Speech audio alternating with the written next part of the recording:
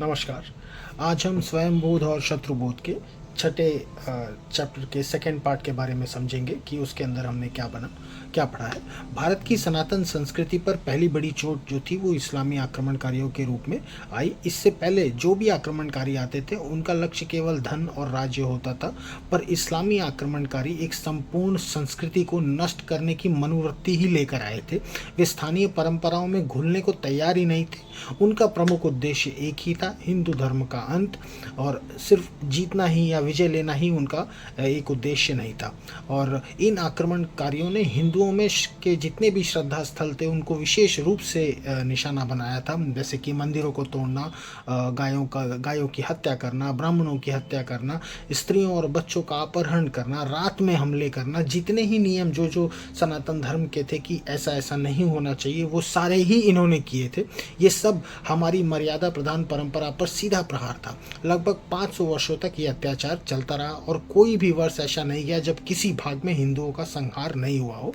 फिर भी भारत वो भूमि थी जो टूटी ही नहीं। मोहम्मद गौरी से पूर्व जितने भी थे वो सिर्फ आते थे और लूट कर चले जाते थे, लेकिन जब यहाँ पर एक सल्तनत स्थापित हो गई तब भी जितनी हर एक इंच भूमि के लिए संघर्ष हमेशा ही चलता रहा।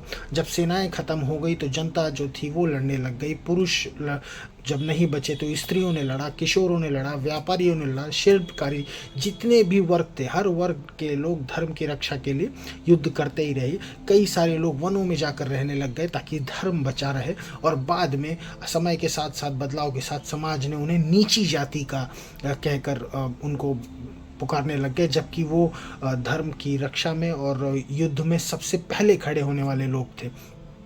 जहाँ इस्लामी सेनाएं विजय हुई वहाँ पर तलवार की नोक पे धर्मांतरण किया गया।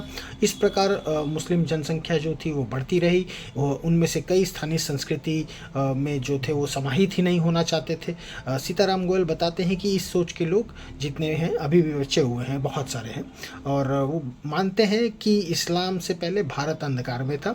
सच्चा धर्म जो है वो सिर्फ इस्लाम के थ्रू ही आया, क्योंकि मध्यकाल में पूर्ण धर्मांतरण असफल रहा था। इसलिए आज भी कुछ समूह उस अधूरे अभियान को पूरा करना अपना धार्मिक कर्तव्य मानते हैं, और उसका साक्षात उदाहरण हमको कुछ दिनों पहले दिल्ली में लाल किले के पास देखने को मिला कि कोई एक आतंकवादी वहाँ पर धार्मिक कर्तव्य अपना निभा रहा था।